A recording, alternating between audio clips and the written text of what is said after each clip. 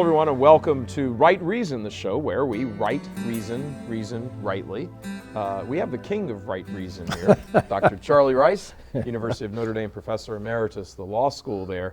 Very well respected scholar, natural law agent, author of zillions of books, saint in the making, all of that. I mean, you name it. You name it. He's. There was even mention, you don't know this, but we got emails from inside the conclave that just elected Pope Francis. Your name came up. I couldn't take the job. I couldn't take the cut and pay. below your pay level, huh? Right. This whole season there, Dr. Rice, is sort of going through different aspects, a small percentage, just to give us kind of a flavor, a little appetizer, of St. Thomas Aquinas' Summa Theologica, where he goes through a very systematized philosophical approach to the faith with the aim of getting us holy. Making us holy, helping understand right from wrong, that our actions mean something, that there is such a thing as objective truth, et cetera, all with the aim that we choose the right, and in choosing the right, the moral, we make it to heaven. Right. So there's a very quick sum up of 4,000 pages of writing, but we've been talking so far this season, we're at the halfway point now, we've been talking about how we know what good is and you know, is there a good and all this kind of stuff. But let's boil down now to sort of the brass tacks, which is the morality of an action. How do you make it, how do you decide? How do you know? Yeah, right. How do you know? Well, as we were talking in the previous session, St. Thomas says in terms of the speculative reason that the principle of contradiction means, as he put it, his exact words, he said, the same thing cannot be affirmed and denied. And he said an action, a particular action, can't be both morally right and morally wrong at the same time. So how do you know that an action is right or wrong? That relates to the practical reason, the object of which is the good. And the good is that which is in accord with the nature of the thing you're talking about. That's why it is good in terms of the nature of your car to put oil in the crankcase, not good to put molasses in it. All right? That's why it is not good in the nature of a human being to steal, commit adultery, or whatever it might be. All right, but the question is, the object is the good. The first principle is the good which all things seek. Human beings seek the good. So do animals. So does the grass growing up between the cracks in the sidewalk. They all seek their good. And the good is that which is in accord with the nature of the thing you're talking about. So now we're talking about human beings. What is the nature of human beings? What is the good of human nature? And Thomas says that we know in a practically self-evident way, connaturally. We know that there's certain basic inclinations of human nature that are good.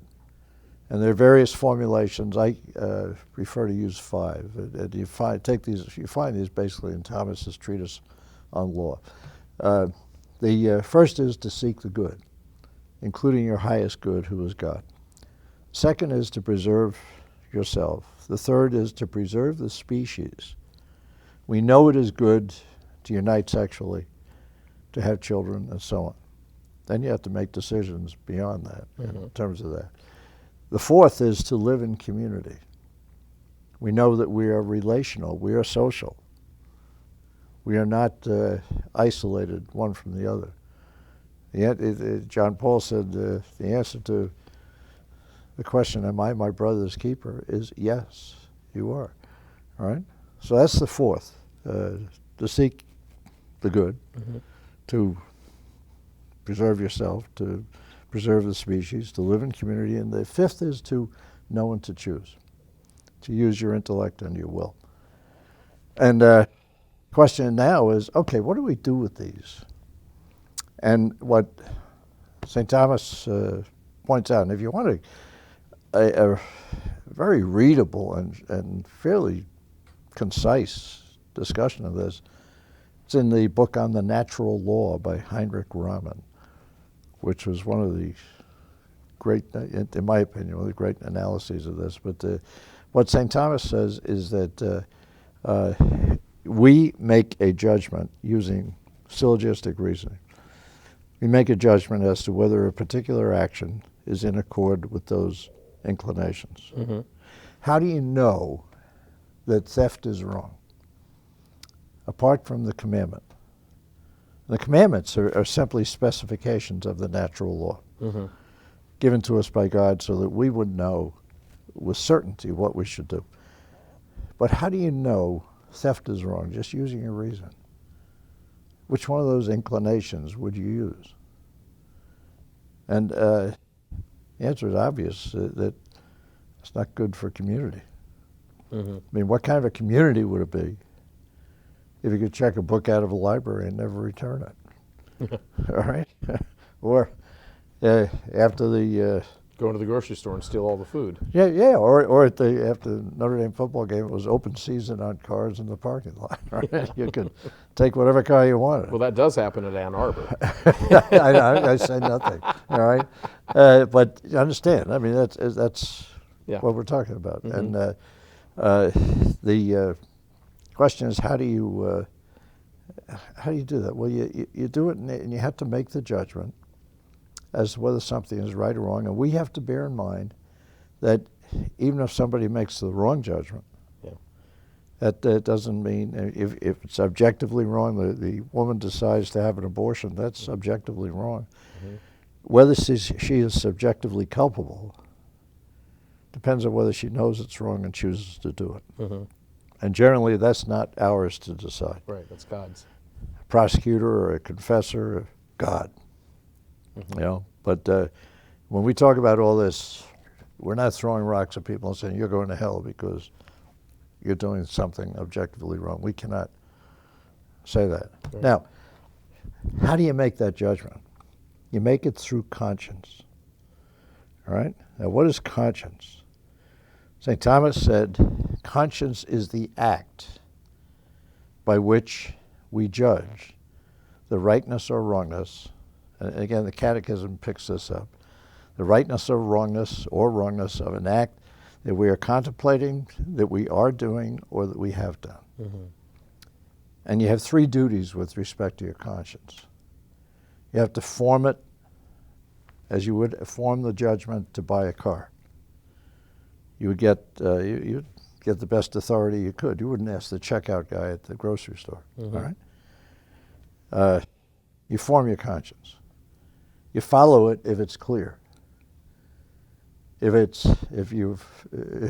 your conscience is wrong and it's clear, you follow it. You may be culpable for forming it incorrectly. And the third, which is often overlooked, is that if you're in doubt, you have to do everything you can to resolve the doubt. Mm-hmm. And if you can't resolve the doubt, the Latin term is tutior pars, T-U-T-I-O-R, which means take the safer course. Right. All right? If I see that cup on the case there and I'm thinking, should I take it, should I not? Teach this guy a lesson for leaving this thing there. And I'm in doubt. Mm-hmm. All right? And the safer course is not to take it. Mm-hmm. Because if I choose to take it when I'm in doubt, I am doing what, for all I know, is wrong.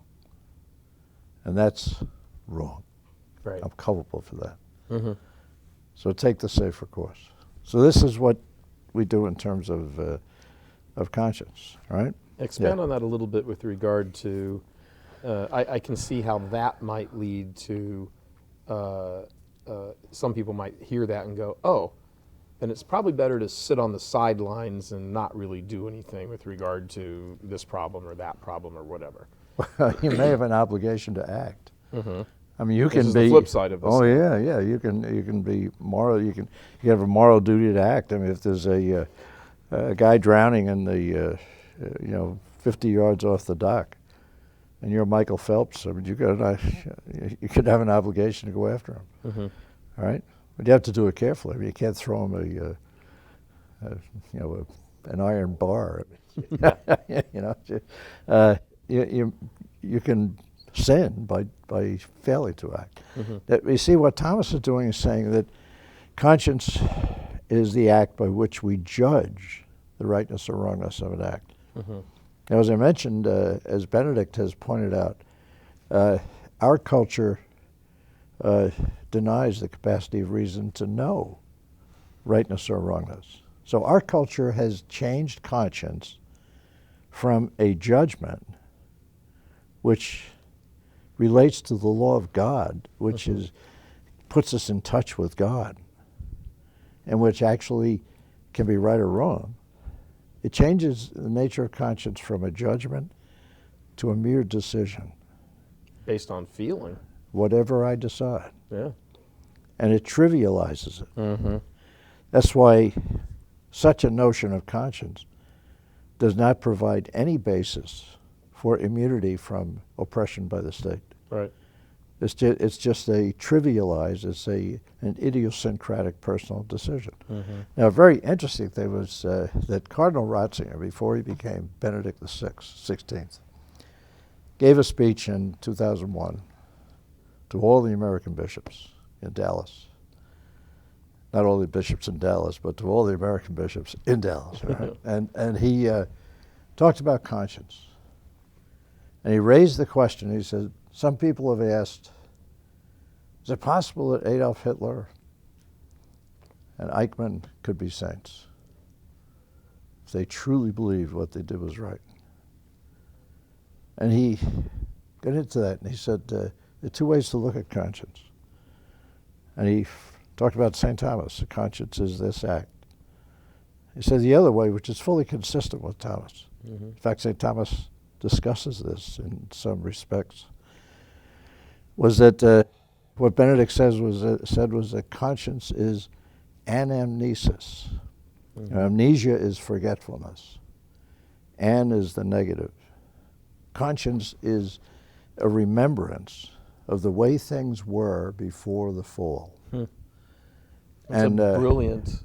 That's a brilliant insight. Oh, it is, and it said conscience, is simply the recalling to human people of the way they were and the way they ought to be, and that's why he asked the question. The question came up. Cardinal Newman gave that famous quote, the Duke of Norfolk, where he said, I'm not in favor of bringing religion into after-dinner toasts, but if I have to give a toast, I will drink to the Pope, yes, but to conscience first. Mm-hmm.